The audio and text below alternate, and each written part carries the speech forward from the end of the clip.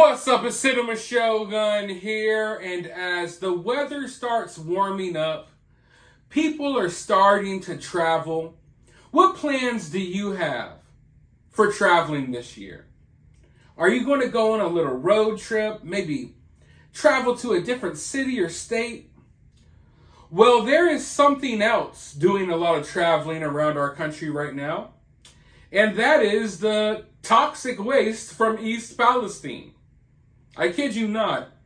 This stuff is traveling all around our country by the truckload. By the truckload. And the other day I had someone message me on Twitter.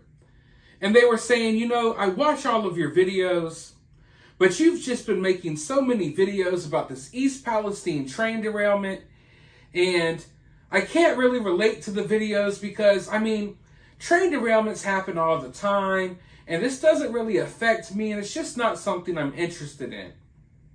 And then he said, but then I found out that some of this toxic waste is coming literally right down the street from me in Indiana.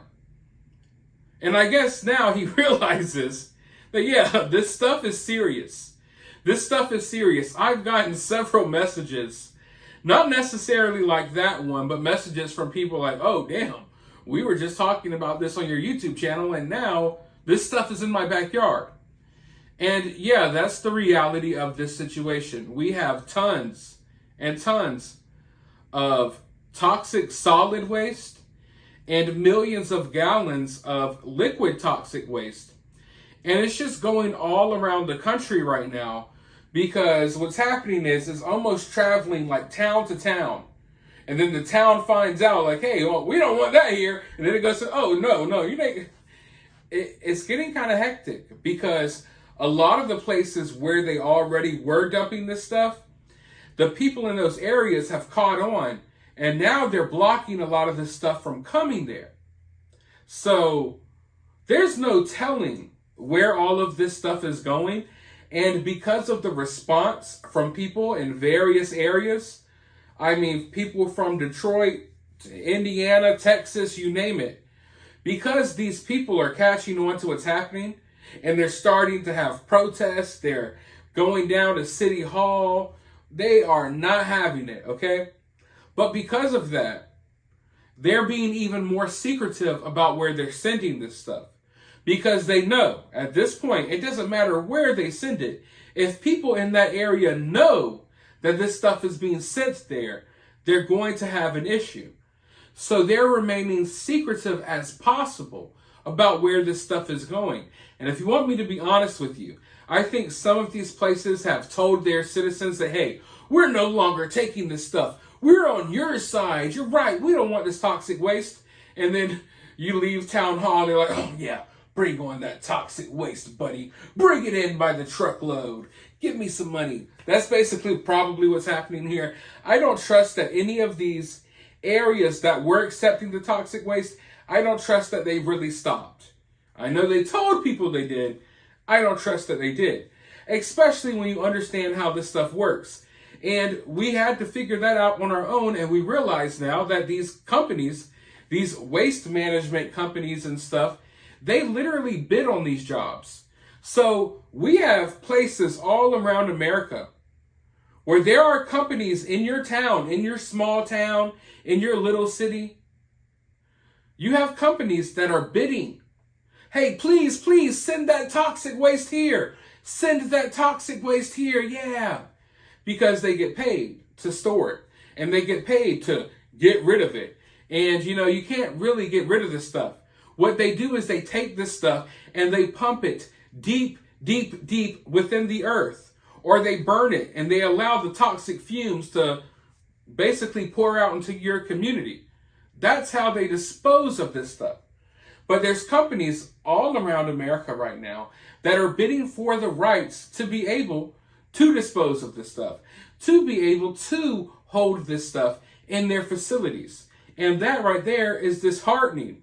And it's creepy, honestly, but that's the reality of life. This stuff and these bids, it doesn't just happen with this East Palestine situation. This is happening every day with other toxic chemicals that are traveling to people's communities. So it's an overall messed up situation. And I don't know who to trust. I don't think anyone knows who to trust when it comes to this situation. And as we've been talking about, there was a Senate hearing today. The first Senate hearing when it comes to the East Palestine, Ohio situation. And Alan Shaw, the CEO of Norfolk Southern, was there. And they pressed him. They asked him, hey, where is this stuff going? Where are you sending these materials? And here is what he had to say. Well, we've got reports that East Liverpool in Ohio is receiving this waste from East Palestine that has been disposed of. Is that accurate? Senator, standing here today, I don't know if that's accurate as of this time. So do you know where the waste is going to then? It is, we're in the process of working with the EPA on a number of facilities. So we haven't identified where it's moving to yet. Senator, we're in the process of working with the EPA on a number of facilities that. I understand that. I get you're in the process, but we haven't identified a place for this to be removed to yet. Is that accurate? Senator, I want to make sure I give you the most accurate. I get that. Yeah, I'm just saying, is it accurate that we don't have a spot yet for it? Senator, we are moving some off-site. Where's it moving to? I'm happy to give you a list of those facilities. Could you do that for us, please? I appreciate that. Wow! Thanks, Alan, for instilling a sense of security into Americans nationwide. I mean, obviously, blatantly. This dude was just sitting there dodging the question. I don't mean to laugh because it's a very serious situation, but dang. I've never seen someone dodge a question like that. He was dodging them like Neo in the Matrix with the slow motion bullets. I am slowly dodging all your questions about where this stuff is going. He would not answer that question. Why wouldn't he answer that question? You know what I mean? Like, if anything, these Senate hearings and Alan, when you get up here and you testify and you talk before these people, you're supposed to be making us feel better about the situation.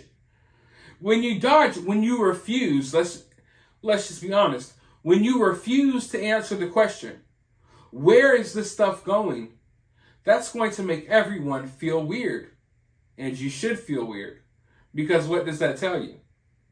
They don't want you to know where they do not want you to know where this stuff is going. Okay? They do not want you to know where this stuff is going. Chances are there are a lot of people watching this video right now who may not have a clue this stuff is on its way to your community as we speak. He would not say where this stuff was going. He knows he was on camera. He knows that these video clips are going to be shared far and wide. He knows that if he named where this stuff was going, immediately the people in these areas would be upset and they would try to block those materials from going to those areas. So at the end, he's like, I'll provide a list. Honestly, I don't think he's going to provide a list, but if he does, he's going to show it to some of those people, the Senate members. He's not going to show it to you. He's not going to show it to me. He doesn't really want that information to be widespread, which makes me feel weird. Because where is this stuff going? And luckily, we've been able to track some of the stuff. Texas, Michigan, Indiana, other places as well. But, I mean, when he's sitting there refusing to answer the question, not only does it make you feel weird about where is this stuff going, but it makes you feel weird, like, how hazardous is this stuff? How dangerous can this stuff be for the people in the communities where you're shipping this stuff to if you can't even properly tell us where this stuff is going? Because you have to think about this. from what we're being told, they're shipping these hazardous materials and they're safely disposing of them with no harm to you, no harm to anyone, no harm to the environment. It's perfectly safe for everyone. So if that were actually the case, then couldn't you be more transparent about where this stuff is going? I can tell you one thing. I've looked into 3 different places. 3 different places, facilities, where they are taking this stuff, and all of them, all 3 of them, have a rap sheet 10 miles, not a mile, 10 miles long, with violation after violation after violation after violation after violation after violation. I mean, one of them had over a dozen violations just this month, or last month, the month of February. So none of the places where they're storing this stuff, none of them are following proper guidelines. They're getting fined all the time. They've been under investigation multiple times. It's really crazy. It's a really messy situation. But now, I'm glad this happened because it shows us what we needed to see, in my opinion. We didn't get the answers out of him that we wanted, like where's the stuff going, but we got an even better answer out of him. We got the answer of knowing now, okay, yeah, you don't want to tell us this stuff. You purposely, and you went out of your way not to tell anyone where this stuff is going. And in my opinion, that says a hell of a lot more than if he just sat there and was like, yeah, I'm sending it here, sending it here, sending it here. Now we know their intentions. Now we know what they don't want us to know. You know what I mean? So in ways you may think, oh, this is nothing. We learned nothing here. He refused to answer the questions, but his refusal to answer this question, it says a whole lot, a whole mouthful, 10 mouths full. And it just goes hand in hand with what I've been saying and what everyone's been saying who is paying attention to this.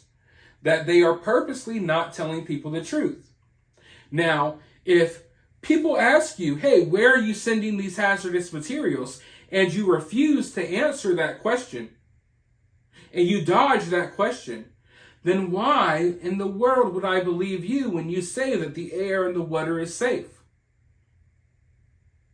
Why would anyone believe you when you say the air and the water is safe, when you can't even tell us where you're sending these toxic materials to?